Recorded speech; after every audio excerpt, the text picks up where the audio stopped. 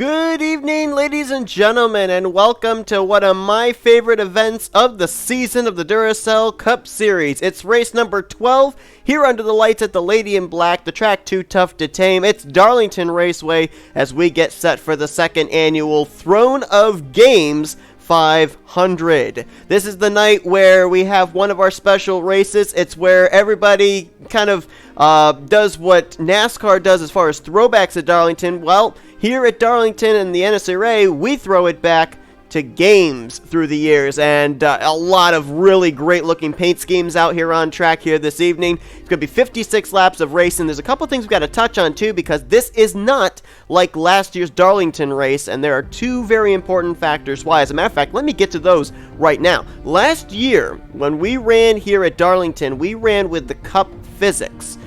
The thing that we're doing this year is we're not only running CTS physics, but as we've done all season long, we're running our 2019 rules package. So two things are going to come into play. Number one, there's probably going to be a lot more passing because with the CTS physics, there will be draft. There'll be more opportunity for drivers to be able to get runs on these straightaways going down into turns 1 and 3. So we'll probably see a lot more people making passes on the bottom of the racetrack, being able to get those runs on the straightaway into the entry of the corner. And number two, we're going to see these drivers probably on pit road a lot more than we did last year. If I recall correctly, I think they only pitted once in last year's Darlington race. We're going to see them pit at least one more time than that, maybe 3 times, but I'm not certain. It all really depends on the fuel tank here this evening and who's going to be able to really save. So we've got on the pole position for this race Benny Watson, who actually took the checkered flag here, his only Duracell Cup Series checkered flag to date 1 year ago in the first annual Throne of Games 500. So he's got good starting track position. But, you'd think that coming into a race like this, they've got the playbook of what to do here at this racetrack. But with the fact that we're not running the same physics and we're going to probably have one more pit stop than we did last year, it's just like everybody's come into this race with a clean slate, and now they have to make and formulate their own strategies all over again. It's back to the drawing board for all 40 of these drivers. But Benny Watson lines up on the pole position alongside of Jack Mitchell. Mitchell running a special gaming paint scheme this week. Not only his primary sponsor of McDonald's, but he's also got Overwatch on his Chevrolet out of JM01 Motorsports. There's a lot of drivers through this field that have special looking paint schemes, and in just a moment you're going to be able to see each and every one of them. But there's two things about Darlington that I look at from last season coming into this season that I think we need to take note of. Yeah, it's a great event. You get to see really cool paint schemes and everything, but even more is the gravity of the situation of really just how important this track is in terms of the playoffs and in terms of our eventual champion as well. A lot of people look at Fuel Motorsports Park, the track that we're going to next week, as the place when Chris Darlington got his victory, that he began his rise through the point stands and really began the road towards the championship that he gained last year. I kind of disagree with that because 1 year ago, Chris Darlington finished 4th in this race. He then followed it up with a victory the following week at Fuel Motorsports Park. So I honestly think it was Darlington that was the starting point of his championship run. Will we see somebody be able to do the same thing here tonight? Another thing I noticed as well, 3 of our 4 championship competitors at Homestead last season finished this race inside of the top 10. Benny Watson came home with the win, Chris Darlington was 4th, and Carter Friesen was 7th. Remember, those 3 drivers finished 7 points separation in the championship standings at the season finale. So you kind of think maybe this is a track that gives you an idea of who is championship caliber. I don't know. If last season's anything to go by, I think the answer would indefinitely be yes. But without further ado, we are going to go down trackside. We are going to get those most famous words in motorsports, and our editing crew has been working long and hard to bring you a special starting grid for this evening's race. So let's go down, get that command, and then see your starting grid. Drivers, start your engines! 56 laps of racing as the Toyota Camry of Benny Watson leads them off pit road. Here's a look at your official 40-car starting lineup for tonight's second annual Throne of Games 500 at the Darlington Raceway.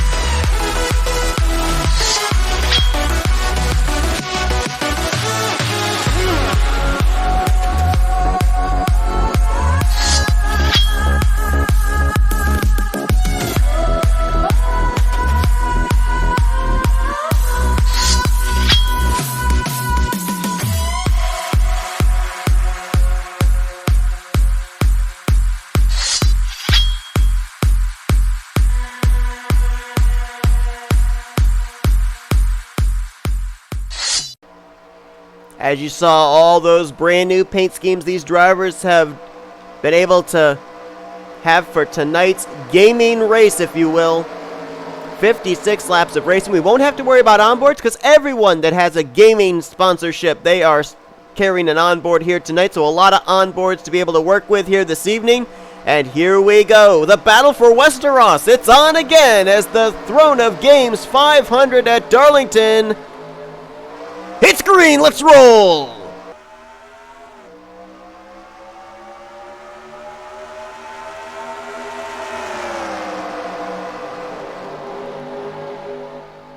Inside line will definitely be the faster line tonight. Drivers on that outside line will have to make sure they don't overstep the cushion, slide up into the outside wall, and get one of those famed Darlington stripes as Watson down to the bottom blocks William Brock. And Benny Watson will lead the first lap of the evening here at Darlington Raceway. Let's give you your top 10 the points coming into this race, as we didn't give an opportunity to be able to do that before the command.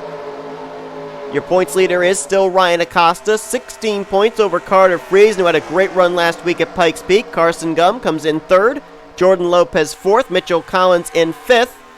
Sixth right now is Matt McIntyre, who won in that amazing photo finish last week against Jose Mills at Texas. The closest finish in Duracell Cup Series history, 1/1000th of a second. Seventh in the points is Austin LaPlante. Zach Rogers in eighth. We saw he's starting all the way back in the final row, so we'll see how long it takes him to get to the front. Benjamin Miles and William Brock complete your top 10. Speaking of William Brock, he's going to go for the race lead now to the inside in turn 3. Jesse Turner right there as well, along with Matthew Rodriguez in that Fred Jones throwback. You can see right there as drivers peeking out of line down the straightaways. You can tell that's because of the draft coming into play, allowing these drivers to get the runs to be able to make moves for position. But right now, William Brock's not been able to get alongside Benny Watson, which he needs to do, especially by the center of the corner, if he's going to get the run off the turn to be able to complete the pass for the race lead. This time he might have him. Watson going to battle back on the outside line, though, and dead even heat. It'll be Watson by half a car length, still leading that lap. Here's Jose Mills, who just barely missed out on being the first repeat winner of this season last week at Texas. Matt McIntyre foiling those plans, and right now in the third position is Jose Mills. William Brock now going for the lead again. William Brock sponsored by Fire Emblem, which I have to cast my memory back, but I'm pretty certain was a sponsor of Jessica Shelton in last year's Throne of Games 500. Now on William Brock Chevy as he takes the lead. Jose Mills will now move into second. Jose Mills sponsored by NASCAR The Game Inside Line on his number 98 Ford. We already mentioned Jack Mitchell there, the Overwatch Chevrolet, and he's getting a challenge for third place. That's Keith Batson, the Ace Combat 7 Skies Unknown Ford Mustang.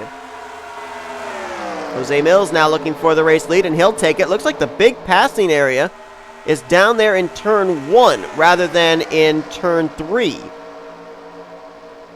We saw Brock take the lead from Watson there in 1, and now we see Mills take the lead from Brock. And now Jack Mitchell wants the spot. Let's go back through the field, see if we can see some of these cool paint schemes here. Mario Kart Wii on the 47 of Jesse Turner. It's a game that I'm very familiar with. We had a Nintendo Wii. I think we still have it, and played a lot of Mario Kart on there. Only person that is in the NR 2003 community they ever was able to race online with was Dylan Young, and that was only one time. There is last week's winner, Matt McIntyre. He's one of 2 drivers that's sponsored by WWE 2K19. Chris Dollerton, the defending champion, the other. We'll see him in a few moments. Keith Batson now under fire from Seth Cole. Now, Seth Cole runs gaming cars all season long. He's either sponsored by Bioshock Infinite or Bioshock Infinite Burial at Sea, so not really running a gaming car tonight, but running instead the sponsor, basically, of this race, the Game of Thrones Chevrolet. Also, Blame Shelley Insurance on there is a number of drivers. If they get a Darlington stripe, they'll probably have to fill out an insurance claim for that company. Got a number of characters from Game of Thrones on there. You've got Jon Snow, you've got Daenerys Targaryen, you've got the Lannisters of Tyrion, Cersei, and Jaime. And on the other side, you've got the Starks with Arya, Sansa, and Bran. So rest in peace, 3 of those characters. If you haven't seen the final season of Game of Thrones, I'm sorry, this is a spoiler, but rest in peace, Daenerys Targaryen, Jaime, and Cersei Lannister. Maybe not the greatest season finale or the greatest final season. I kind of enjoyed some of it, but that's a different conversation for a different time. iRacing sponsoring the number 25 of Benjamin Miles. Pretty certain he was sponsored by iRacing last season too, but I love his paint scheme a lot more this season than last year's, as he just got bypassed by Johnny Gardner. Gardner with the NASCAR 06 Total Team Control sponsorship on his Joanna Atwood Motorsports Toyota Camry. And there is Dylan Young, the Grand Theft Auto 5 Ford Mustang. Drop a little further back, Levi McIntyre. Pretty certain that he ran this same, well, not exactly the same, but at least the same sponsorship last season. The WWE Supercard Ford Mustang. It is a little bit different, though. Has been kind of updated. And this one's one of the interesting cars on track. Number 38 of Jordan Lopez.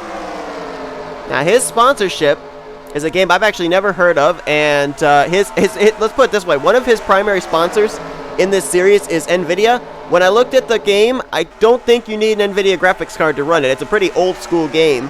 It's called Ridge Racer Type 4, and he is actually running a paint scheme of a car that is in that game. And you see Pac-Man's actually on the side. I think the sponsorship is Pac-Man of that car in the game. Here's last year's runner-up in the Throne of Games 500, Matt Haas. It was a Toyota 1-2 finish last season as he finished behind Benny Watson. Matt Haas, sponsored by Dirt to Daytona on his Haas Racing entry. Kyle Matthews, the 09, sponsored by MLB The Show 19 on his S3 Motorsports Chevrolet. This was a cool car. A lot of people actually really liked this scheme when I shared most of the schemes on Facebook. Ryan Brommer, our Sonoma winner, the Rocket League Dodge Challenger. And going to his inside, Austin LaPlante in the 48. LaPlante sponsored by NASCAR 2011, the game. A lot of NASCAR game sponsorships in this race. Not much of a surprise there. Pokemon Go. Wonder if he'll find a Diglett in the track. Casey Nanico, the rookie out of Auto Junction Racing in that Toyota Camry. Chris Dollerton making his way up towards the front of the field. He's now up to the 22nd position, the other WWE 2K19 sponsored race car. And Cole Baker started this race from dead last. Right now he's been able to make progress up to 24th. Good run for him. That Undertale Chevrolet out of Backmarker Motorsports. Clash of Clans on Ryan Butcher's Toyota. That number 78. I guess you could count Zach Rogers' car as a gaming car, since MSI is related with gaming-related content. Michael Norman and the 18. We've seen this paint scheme a bit already, but this is still game-related. Sonic the Hedgehog and Sega on his Toyota Camry, our Springfield winner. Oh, well, apparently I made a mistake here. I'm sorry, guys. This was my bad, and I obviously can't re-record, but Vince Almriego was supposed to run a Ravenfield car, and I must have accidentally put the wrong TGA on the car. That is my bad. You guys got to see what the car looked like in the starting grid, but I failed as far as the TGA swap. Oh, that's on me. Well, Legos are kind of a game, so I guess Derek Hamill technically has a gaming race car. Jessica Shelton, South Carolina native here. This is her home track right now in the 33rd position. But Shelton running the Civilization Revolution paint scheme. It's a scheme I'm very familiar with because when she and I raced online back, I think it was one of the seasons of Icebreakers, she had a truck that had this kind of sponsorship on it. So this is going way back in my memory bank. Carson Gum, we've seen him run this all season long, but he's got the Toontown rewritten Chevrolet Camaro, obviously. Former winner this season from Atlanta. Cody Lamas, hoping to give everybody a draw 4 here this evening. He's got the Uno sponsorship on his number 84 entry out of Michael Norman Motorsports. Carter Friesen, The number 37, former Daytona 500 winner from season 1, and the driver that comes into this race second in points. Not a good run, at least early on for him, as he is 36th. He just passed Shelton for 35th, sponsored by, wow, NR 2003. So it's this inception that an NR 2003 car is sponsored by NR 2003? I don't know, maybe. After all, Matthew Rodriguez is sponsored by Fred Jones, the Papyrus car. James Qualls, hoping to get a win on a triple word score, which I think would only get him 18 points. But he's got the Scrabble Toyota Camry, as I've just gotten a notification. Charles Samper right now in the 39th position. The Motorsports Manager Chevrolet Camaro on his S3 Motorsports entry. And the last car on track right now, this is actually a battle, 37th, 8th, 9th, and 40th going on right here. You've got Adam Garcia out of Young Motorsports, the Earthbound Ford Mustang. Johnny Gardner has taken the lead. A lot of lead changes took place as we went through the field to show you these cars. Battle is now on for second. Matthew Rodriguez to the inside of Dylan Young, and he's got Matt McIntyre behind him. So now Toyota's 1, 2, 3 at the front of the field. And all of them, nope, I'm sorry, actually 2 of the 3 are out of Michael Norman Motorsports. The other one out of Joanna Atwood Motorsports, and that's Johnny Gardner, who's leading this race. Johnny Gardner still looking for his first career win in the Duracell Cup Series. Matthew Rodriguez looking for his second but first of the season, and first that would probably put him into a playoff position. And of course Matt McIntyre looking to double down, get 2 wins in a row after winning last week at Texas. Also for these drivers that haven't won yet this season, they're looking to get a victory here tonight at Darlington, so that way they can make their way into the All-Star race. That weekend's drawing really close very quickly, as next week we go to Fuel Motorsports Park, and then it's All-Star race break at the Charlotte Motor Speedway.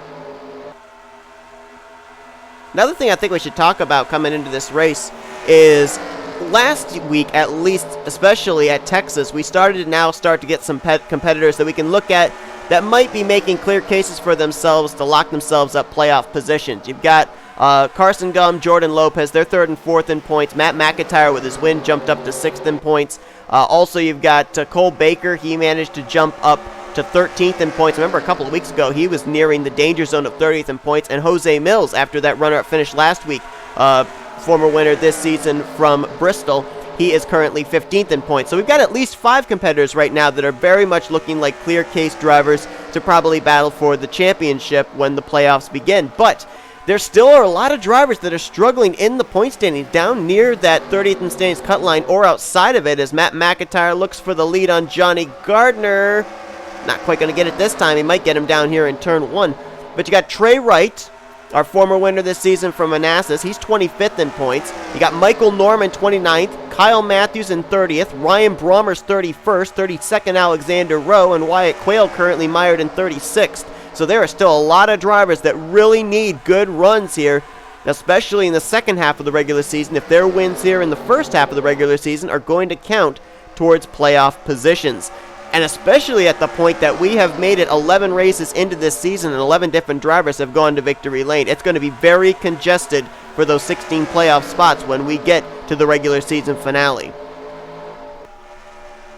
Well, Matt McIntyre and Johnny Gardner had a little battle amongst themselves, but now they've got company. Dylan Young's up in 3rd, Jordan Lopez 4th, Jack Mitchell outside of the front row driver, still there in 5th. And right now in 6th, you've got Keith Batson. Battle will be on for 2nd. Dylan Young trying to take the spot from Matt McIntyre. Not quite going to be able to do it this time.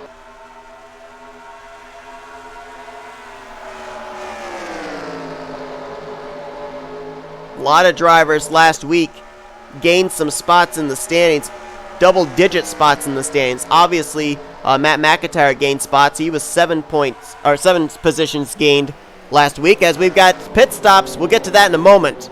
Johnny Gardner and Matt McIntyre are in, and this is on lap 29, which means they could be good to go the rest of the way on fuel with this pit stop. So it'd mean they could make it to lap 58, maybe lap 60. So this is the money stop as they stay. And remember, Johnny Gardner pitted from the lead. That turns the lead over to Dylan Young. So we'll have to see between the 14 and the 2 who cycles around to the race lead, with them coming down pit road on 2 separate laps. Is anyone going to roll the dice and stay out an extra lap here? Perhaps? Yes, Benjamin Miles. Miles stayed out. So did Mitchell Collins and Ryan Butcher. Sounds like a couple others did too. Oh, nope, those are the only 3. So Benjamin Miles risking it an extra lap. Let's see if this is going to play out dividends for him, as well as Collins and Butcher. Benjamin Miles comes into this race 9th in points, so a win would certainly put him into a playoff position, at least leaving Darlington. So we'll see between him, Dylan Young, and Johnny Gardner as to who's going to be the one to come out on top. Jessica Shelton also stayed out with that group an extra lap. There's Johnny Gardner in the 14. We're looking for the 2 of Dylan Young. That second group is now coming off pit road. There's Matt McIntyre back there. Let's see where Gardner comes out in relation to the 2 of Dylan Young.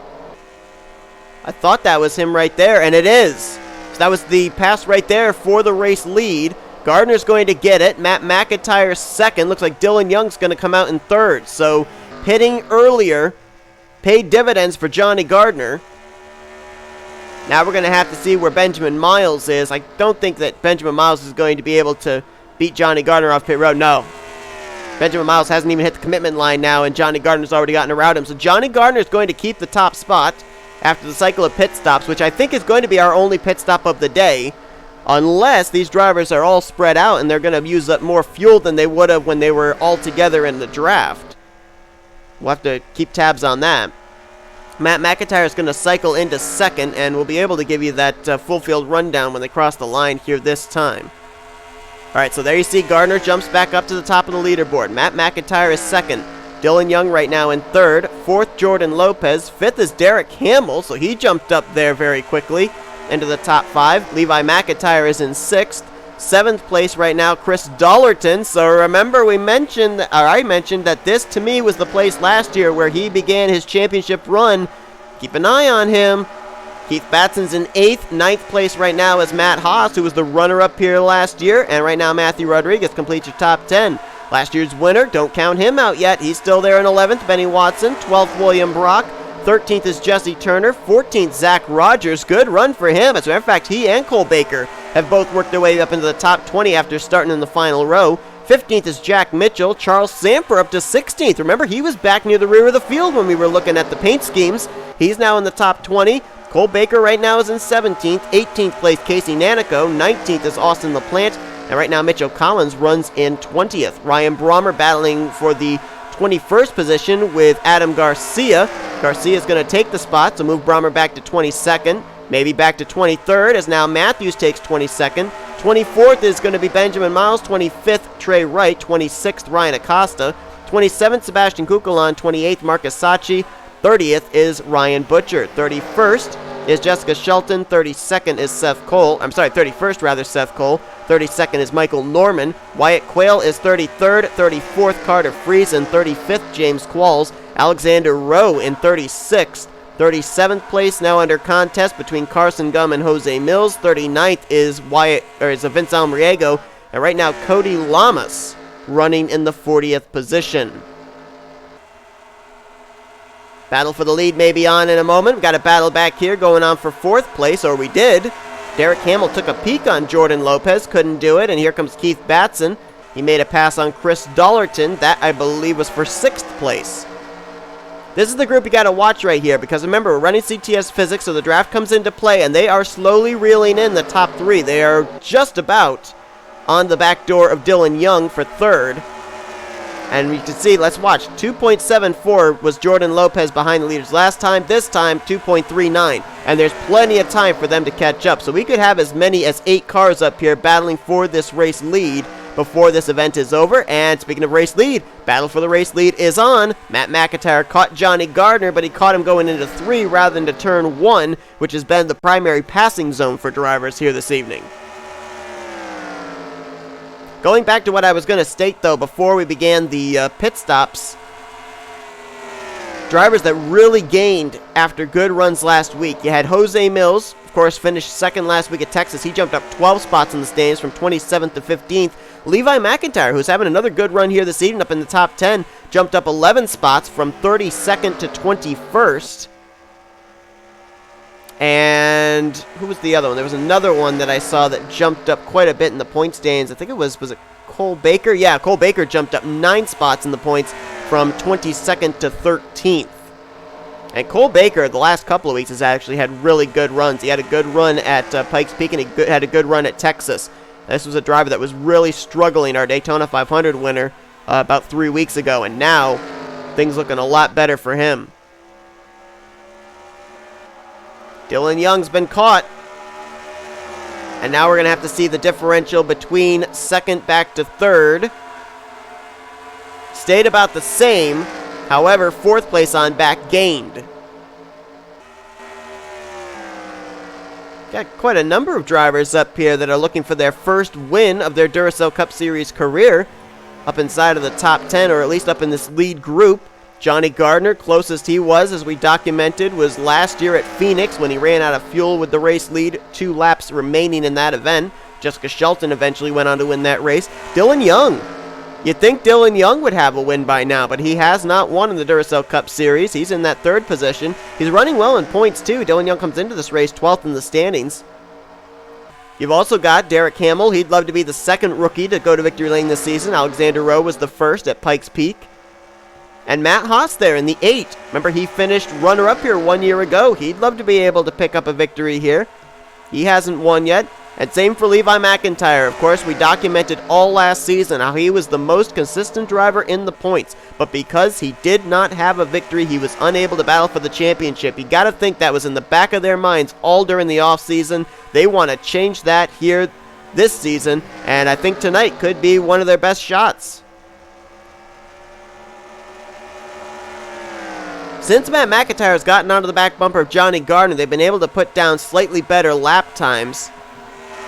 They're only losing 0.3 of a second to third place now. Before, they were losing anywhere from 0.4 to a half second. It's actually turned into a couple of 2-car tandems. A couple of Toyotas with Gardner and McIntyre, and now a couple of Fords with Dylan Young and Jordan Lopez, as the battle is on right now for the 5th position between rookie Derek Hamill and Keith Batson.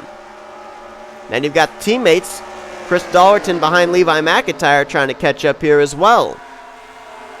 Field is definitely spread out, that's for absolute certain. This is into turn 3 with Vince Almriego and Cody Lamas battling. Looks like the leaders are about a straightaway behind them, so I don't necessarily think traffic's going to come into play. But I think the one thing we do have to document is, remember, everybody was in a close proximity and a draft with each other when we went green. And they all came to pit road around lap 29 to 30. Now that they're all spread out, are any of these drivers that are out here in front of these 2-car tandems or all by their lonesome, are they going to be running out of fuel before the close of this race? Will we see them have to pit? Or can they make it the rest of the way? Right now, Matt McIntyre has been able to stay in the draft of the 14, so you got to think he's been saving some fuel. Same for Jordan Lopez, who's been in the wake of the 2 of Dylan Young. You got to think he's been saving some fuel. And both of them are former winners this season. Jordan Lopez winning at Michigan and Matt McIntyre winning last week at Texas. Both would love to become a repeat winner this season and pretty much all but clinch themselves a spot in this season's playoffs. We're on 10 laps to go, 9 to go next time by at the line. This race has flown by, but it's been some really good battling up here at the front of the field, and definitely that pit stop that happened at the midway point, I think, was certainly the difference maker. We saw how Johnny Gardner was the first one to hit pit road from the lead. He threw down the gauntlet. Some others decided to stay out a couple of laps. Dylan Young, it didn't work out quite the way he planned. He didn't cycle to the lead. He did manage to cycle to third place, but at least he's still going to have a shot here for this race lead. Kind of curious. Remember Benjamin Miles stayed out? Where did he cycle around? Oh, not too well. Right now he's in a battle for 27th with Zach Rogers. Saw Adam Garcia at the rear of the field earlier on in this race. He's worked his way up to 17th. Matt Haas faded back. He was up in the top 10 not too long ago. He's now back in 16th. And Benny Watson, I didn't see him anywhere either. The defending winner of this race. Well, there he is. He's all the way back in 24th. So whatever adjustments some of these drivers made on their race cars, it did not work out for them. Mitchell Collins right now in the top 10 and 9th with Jesse Turner right behind him. I don't think these four have a chance to catch up to the top four. And we just had an exchange for second place. Jose Mills just got around Dylan Young. Dylan Young had the lead there for a moment. Just noticed he led the last lap. Johnny Gardner took the lead back, and now Dylan Young's going to take second from Jose Mills. And here comes the 2 car. Wow, that's a big run there through turn 2. He's going to try and make the move here in turn 3. Not sure he's going to be able to do it, though. And, of course, the question of these drivers on fuel. Wow, Dylan Young made it work. Johnny Gardner got a little tight there on the top side, and Dylan Young was able to get back to the throttle sooner. He'll take the race lead. Gardner now hunting for the lead again here in turn 1. Ooh, Dylan Young didn't give him any room, and Johnny Gardner almost thought about using the bumper into the left rear quarter panel. 2 Fords, 2 Toyotas, and about 4.5 laps to go. Here comes Gardner for the race lead in turn 3. Can Dylan Young hold him off? Remember, Gardner slipped up here in turn 4. Dylan Young gets back down, puts down the hammer sooner, and he's going to keep the top spot, at least for the moment. 4 laps to go here at Darlington. Dylan Young looking for his first checkered flag of the season. So far this year, we've had 4 drivers pick up their first career Duracell Cup Series victories. Cole Baker in the Daytona 500, Michael Norman at Springfield, Alexander Rowe as a rookie at Pikes Peak, and Matt McIntyre last week at Texas. Dylan Young trying to become the 5th as he's got 3 more laps to do it. Jordan Lopez just moved into 2nd place though. Has he got enough time here to run down Dylan Young? Or will Johnny Gardner make it a battle for 2nd and basically give Dylan Young a free clear path to win this race? Gardner to the bottom for 2nd. That's going to help Dylan Young. Another thing that's going to help Dylan Young as well is these laps ticking away. The flagman showing Dylan Young 2 fingers, telling him there are 2 laps to go. Jordan Lopez going to hold on to that 2nd position over Johnny Gardner. Matt McIntyre right there waiting. I don't know if he's got a car strong enough to get up here and contend. Looks like he's just riding for the moment. And Gardner again continues to hound Jordan Lopez. This time around, as Dylan Young's got about a 0.7 of a second lead back to that 2nd place battle. Gardner not going to be able to clear. This battle continues. The white flag was just displayed for Dylan Young. Dylan Young, sponsored by Grand Theft Auto 5. Something tells me he just pulled off a heist successfully. I don't play the game, but I have a little bit of knowledge of what goes on in it. As down at turn 3 and 4, we're going to see our 5th first-time winner of the season. Dylan Young will win the 2nd annual Throne of Games 500 at Darlington Raceway. And I failed on the camera.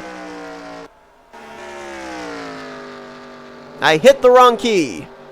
I meant to do a flyby, still shot, and I failed epically. And Dylan Young, who came into this race 12th in the point standings, may have just clinched himself into his very first Duracell Cup Series chase for the championship. It's the first win of the season for Young Motorsports. They only had 1 win last year when Mitchell Collins took a checkered flag at Kansas. And Dylan Young joins Cole Baker, Michael Norman, Alexander Rowe, and Matt McIntyre as a first-time winner here in the Duracell Cup Series in Season 2.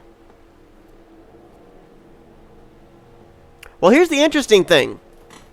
We talked about how Johnny Gardner got the race lead after the cycle of pit stops by pitting 1 lap earlier than Dylan Young. The question is, with Dylan Young pitting 1 lap later, did he have fresher tires, and that's what allowed him to get the race lead away from Johnny Gardner? Something to think about as we'll take a look at our full finishing results. Dylan Young, the winner. It's a Ford 1-2 finish. Last year it was a Toyota 1-2 finish, and this season was a Ford 1-2 finish. Okay, here's irony. I just looked at last year's results. Last year, 1st and 2nd were Toyotas, 3rd and 4th were Fords. This year, first and second were Fords, third and fourth were Toyotas. Irony? I think not. Good grief. Derek Hamill's going to get rookie of the race as he brings it home in fifth.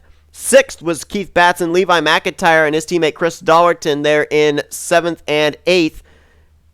What do you think? Is Darlington using this race as a springboard again like he did last year? We'll have to wait and see. Mitchell Collins brings it home in 9th, and 10th was Jesse Turner. A lot of Fords up here in the top 10, finishing 1st, 2nd, and then 6th through 10th. Cole Baker. Boy, that was a yeoman's job by Cole Baker. He started this race from dead last, managed to finish in 11th. Charles Sanford worked his way from the rear of the field up to 12th. Remember, we saw him at the rear of the field when we were cycling back looking at all the paint schemes.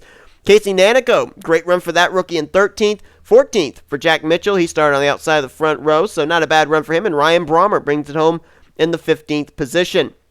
The rest of your top 20 were Ryan Butcher, Trey Wright, Austin LaPlante, Adam Garcia, and Matt Haas. Look on down through the remainder of the finishing results, and a couple of drivers we saw up near the front early on that faded back. We saw William Brock battling for the race lead in the early portions. He finishes back in 24th. Benny Watson started on the pole. I thought that with that good starting track position, he might be able to go back-to-back here at Darlington, but he's going to finish in 28th. Not the run he was looking for, obviously. You've also got a driver that was up there at the front early, Jose Mills. He faded all the way back to the 35th position, and a tough break there as well for Jessica Shelton. This is her home track, and her last two starts here in the Duracell Cup Series have not been that great. Last year was 21st, this year even worse, in 38th position. And I noticed a couple of drivers that were near that danger zone coming into this race that are former winners that really needed good runs. Michael Norman finished in 32nd, and Alexander Rowe in 36th. Not sure that's the runs they were looking for. And Wyatt Quayle, boy, he's just been struggling trying to even get up to 30th in points. He finished in 31st here this evening. So a lot of drivers still continuing to struggle to keep themselves up there in the point stands that have already found victory lane here this season. Next week's going to be their final opportunity to put themselves in good stead before we head to the All-Star break, as we will be at the I keep saying want to say the Springfield Mile, but we've already been there. The Fuel Motorsports Park. That's going to be a crazy race. Always seems to bring about great action. We've been there with the Super Stadium trucks, and of course we were there last year in the Duracell Cup Series as well, where we saw the eventual champion from last season, Chris Darlington, to pick up his first and only win up to this point. Thank you all for tuning in to tonight's Game of Thrones, or not Game of Thrones, wow, that's copyrighted, Throne of Games 500 at Darlington Raceway. Hope you guys enjoyed tonight's race. If you did, be sure to give us a like, subscribe, become a part of the crew today. We've shown you full finish results. These are what your point standings look like heading into next week's race at Fuel Motorsports Park before we pack it up and get ready for the All-Star Open and the All-Star Race at the Charlotte Motor Speedway. Until then, I've been Seth Cole. You've been watching a production of NNSCRA, all-flying racing at its best. We will see you guys for our next special event race, which will be quite a ways down the road at Kentucky, where we will have our movie race. But until next week at Fuel Motorsports Park, I'm Seth Cole, wishing you a good night as you've been watching a production of the NNSCRA, all-flying racing at its best.